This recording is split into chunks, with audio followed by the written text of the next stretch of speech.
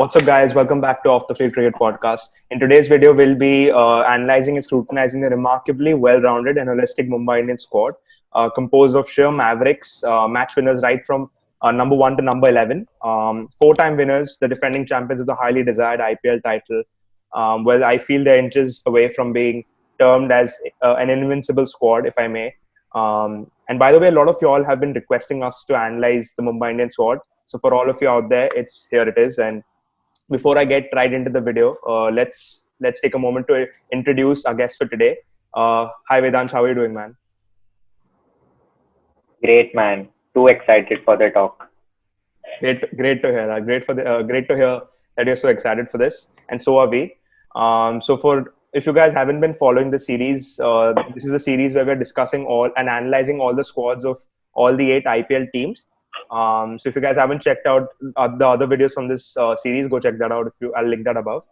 And so if you guys are new viewers and you don't know how we structure our analysis on this podcast, the way we're going to do this is we're going to start off by discussing both the strengths and weaknesses of the squad, followed by the auction buys and transfers, which is again followed by our ideal playing 11, which should be playing in the first game that MI have.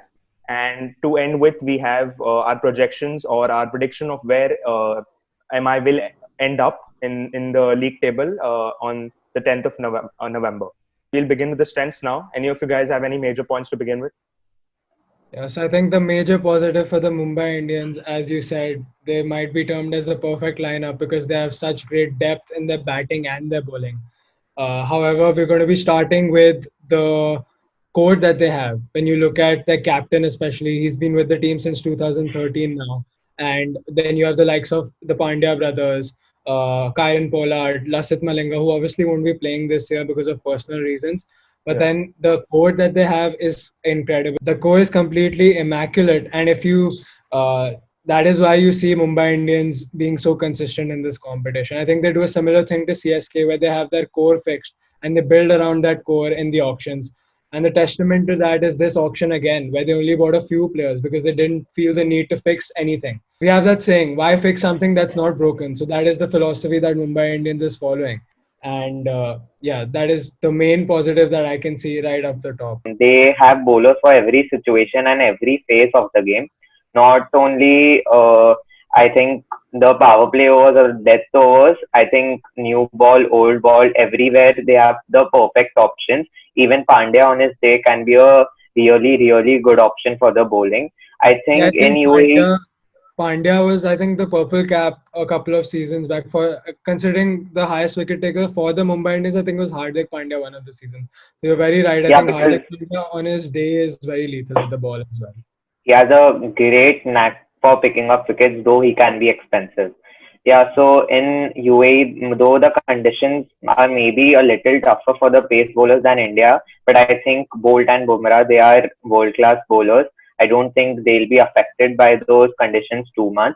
And I think if Bolt keeps up his form the entire tournament, Bumrah and Bolt will be the most deadly combo in the entire tournament. And I think Mumbai will do quite well in the bowling thing.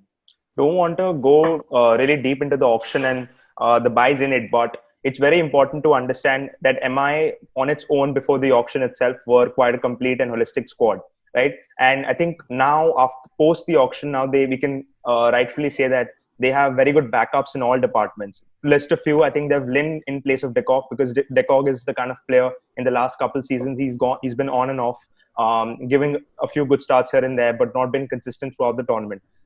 So for that reason, they've identified that issue. In case if Dekog is an off season or an off passage of play, they can replace him in the middle of the tournament with Lynn. Otherwise, they have Coulton Isle in place of Bolt if Bolt has an off season as well. So in that sense, this could act as a strength that they've got great backups for all departments, maybe the bowling, maybe the batting. In the middle order, they have, as we discuss the auction buys a little more in greater depth, we'll get into this point even in even more detail, basically. And second of all, I think it's very important. I think we don't give this point as much value as it deserves, which is the scouting group and all the effort that they put in. Because I think the likes of Hardik Pandya, Jasprit Bumrah, Rahul Chahar, the Chahar brothers in general, I think if if it wasn't for the scouting group, I don't think we would be amidst such great talent. And I think The scouting team is so good that they not only pick match winners for the Mumbai Indians but also for India. I think if you see the new scouts that do play for Mumbai Indians, they end up going to play for India.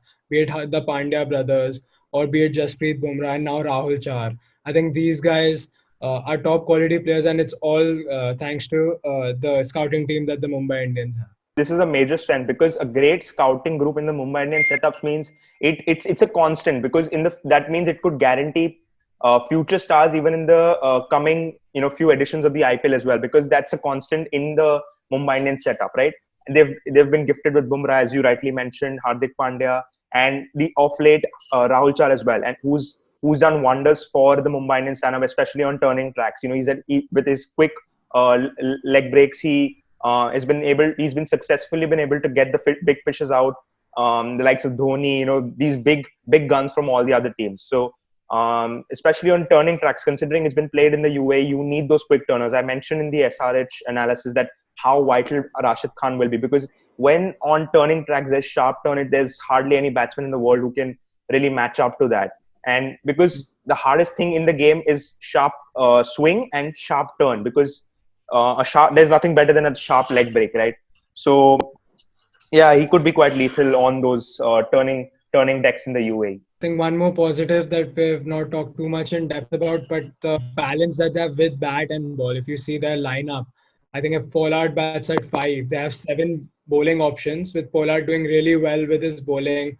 If you've been following the CPL, he's captaining the Trinbago Knight Riders, and he's consistently bowling 4 overs there and actually doing pretty well. So if you see their lineup, they have 7 bowling options. And when you see the batting lineup with Coulter-Nile batting at 8 or even a McLanigan batting at 9, I think they have great depth in their batting and their bowling. Yeah. It's a very all-rounded lineup that they have. A couple more advantages that I'd like to point out. The demands of the game have soared so much, and they've gone into a certain direction where agility and mobility in the field is so much more important these days. So especially the presence of the likes of Hardik Pandya, the Pandya brothers, basically Pollard, Rohit Sharma, and De Kock as the keeper. These are such agile and mobile fielders, and in case of De Kock, a keeper, because this really helps keep the morale of the team right. Because as the bowler, if you put the ball in the right areas and you create opportunities, more often than not, your fielders are going to grab those opportunities. You are bound to get those wickets, especially if you have good fielders like Hardik Pandya that are athletic and they will throw themselves around in the field. You're likely to get you're going to turn those half chances into a complete chance by getting wickets in those situations. And, we've seen so many times in the IPL, that great catch by Lin on the boundary turned the game completely around, got De Villiers' wicket, and KKR ended up winning that game. So how many times have we seen that a great catch not only changes the momentum of a team, but it can also win you a crucial game in a crucial situation. Before we swiftly move on to the disadvantages, I think this advantage is very, very crucial, because I think having won the title 4 times, the Mumbai Indians players have potentially the best idea in the IPL of how to handle pressure, because since they have made the finals on numerous occasions, having experienced the pressure not only of winning finals but qualifying for the playoffs. I remember that game against Rajasthan where they chased 190 odd in 14.3 overs. There's no other team in the IPL who's been in those kind of situations than Mumbai Indians. Having to have, after losing 5 games in a row, to make a comeback and winning the 2015 IPL. No team except for RCB. That's a topic for a different day, because they never able to replicate what Mumbai Indians was. But the fact of the matter is, they have been in all kinds of situations, and the players have been able to mold their game in a way where they are immune to these situations. They're so used to being in those situations that it's not foreign to them. Yeah, they know how to win. I think they know how to win. Rohit Sharma knows how to win. I think they've only lost 1 final when they've been in the final, which was against CSK in 2011, if I'm not mistaken. But after that, whenever they've reached the finals, be it 13, 15, 17, 19, each time that they've reached the finals, they've won the final. So they know how to win. Rohit Sharma knows how to win. And you're absolutely right. Because they know how to win, they're very calm and composed in those pressure situations, which is a great advantage for them. Now let's swiftly move on to the disadvantages. Vedansh, you had a very good disadvantage that we discussed prior to this show. Would you like to tell the viewers about that? Yeah, I think as I discussed for the bowling department for the Pacers, I think how deadly the pace department is. There's a huge problem for the spin department this year for Mumbai Indians. I don't think we would count it as a disadvantage if the tournament was held in India this year. But since it's in UAE, it's a really big factor. I think Mumbai Indians don't have any professional, or I must say a proper spinner in their lineup except for Rahul Chahar. I think Rahul Chahar is a exceptional bowler, but I don't think there will be a great amount of pressure with only 24 deliveries of quality spin in their bowling innings. I think there will be a little bit of pressure releaser when teams might think that Krunal Pandya is their second best option for the spin. Yeah, I Also, completely agree because I think the worst affected team by the IPL moving into the UAE is the Mumbai Indians. I think they built their squad, especially going into the auction, buying the likes of Chris Lynn. I think they bought the team assuming that the IPL would be happening in India. Of course, we all were assuming it was going to happen in India, but they built their team according to that. And I think the worst affected team is the Mumbai Indians. They don't have that great. They have the best pace bowling attack in the competition, but their spin department doesn't have great quality or great depth in it. And I think even their batsmen are those sort of batsmen who are very flowy in nature and they like to play shots on the up, on the rise. So I think that is quite a big disadvantage. I think they're the worst hit team Just by that's the IPL true. moving to UAE. yeah, go ahead. Yeah, and especially I think they let go of Mayank Markande, though he had an ordinary season last year. But maybe had they just kept him, it would have been a great advantage for this year. Absolutely. And I also think compared to the other teams where we see at KKR, they have Kuldeep Yadav and Sunil Narine. Sunil Narine in tandem. Then also RCB had Chahal, but I think just getting Zampa instead of Richardson, it would be a boon in a disguise for them. And also, I guess for SRH, Rashid and Nabi are two champion bowlers. They can put any team under pressure when they are bowling together. And also, I think I would put emphasis on Krunal Pandya uh, as a more focus because I don't think if he does not perform well with the bat, I don't think they have a good enough reason but to keep him in the team. But just because they don't have any spin options, I think there will be a batting spot wasted if he's not in good form and also not a proper spinning option. So it will basically be a half player taking a whole one spot. Exactly, because I think the replacement options are basically Jayant Yadav and Anukul Roy, who is one is a right arm spinner, and if I'm not wrong, Anukul Roy is a Anukul Roy is a left left arm arm spinner. spinner. Yeah, that's what I was going to Yeah, say. so I think they're very, especially in the IPL, they're not that experienced and they're not at that quality. And like Vedant said, that they'll be only contributing with one aspect, whereas Krunal contributes with all three aspects. So I think if Krunal is out of form for whatever reason, I think their backup options aren't that great for the spin department, especially. Talking about backups, I think there's no real backup for Surya Kumar Yadav. I think we take it for granted that Surya Kumar Yadav has had a dream run, considering his performances in the last few editions of the IPL. You know, he's quite a find for the Mumbai Indians in the middle order because I think a lot of the squads lack that. Because the likes of Virat Kohli, they are bound to be there, but I think there is no youngster like Shubman Gill, for example. There's no youngster in the Mumbai Indians apart from Surya Kumar Yadav who leads the top order apart from Rohit Sharma, who is the Indian there. But apart from, they have no real replacement for Surya Kumar Yadav in case he's injured. You know, like they have for maybe someone like a De Kock or someone like a Bolt down the order. They have no one for Surya Kumar Yadav. That could be vital. You know, I and think also the problem is that Rohit Sharma, the fact that Rohit Sharma hasn't been performing that well over the last few editions of the IPL, there's extra pressure on Surya Kumar Yadav as the only other Indian batsman in the top order. I think there's extra pressure on him, and also the switch from the opening position to number 4 for Surya Kumar Yadav, that has been a bit of an issue for the Mumbai Indians. He doesn't get enough balls to play, and when you reach the 10th or the 15th, I think they send in the likes of Pollard and Hardik. I think Surya Kumar Yadav is not being handled that well by the Mumbai Indians, and I think he's much better off in the opening position. But I think that move around is troubling Mumbai Indians a And little bit. what compounds the importance of backups is this whole pandemic itself. Because in case there is someone who has COVID in the squad, and for that matter, I Yeah. got COVID, but if it is Surya Kumar Yadav, then where does Mumbai Indians look towards? Who's the player they're looking at? Because there is every chance that may happen. There may be a chance that Rohit Sharma is in there. There may be a chance that Surya Kumar Yadav is in there. So for that matter, the replacement options are as important as they get in any IPL, and that's why Yeah, I we think are shedding so much light on it today. if I'm not mistaken, Aditya Tare is still with the team, right? But I think Yeah. he hasn't been playing. I don't know Exactly. when he last played. I think I remember that game in 2014 where he hit that six and won them the game Yeah. against RR. Rather than that, I've not seen him play. Ishan Kishan has overtaken him, and even if Aditya Tare is made to play as a COVID replacement or whatever, I don't think he'll be as used to the pressure of the competition because he's not played. He hasn't had any match time. So I think that way the even the as you rightly said, the Indian backup isn't that great. And Even Saurabh Tiwari, I think 2 years back he would have been a good replacement, but the bench strength for Mumbai Indians don't have actually had a play since 2 to 3 years Yeah. anywhere. I think Aditya Tare may have played great innings in Ranji Trophy, but he hasn't had to face IPL such is a quality different attacks which game. he'll face in IPL. I think IPL is a different ball game. Ranji Trophy, there's not much pressure. You don't have any True. crowd.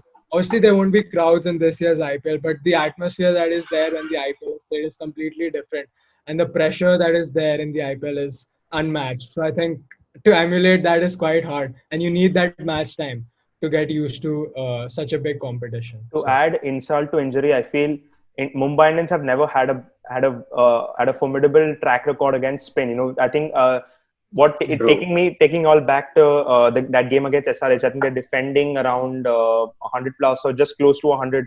Maybe it was 90. I'm not sure. no, it was They around 100, between 100 and 110 or Okay. 120 or something like that. Regardless, I think their batting lineup completely disintegrated against some really quality spins such as Nabi and Rashid Khan. So Even if Shakib you're was playing that.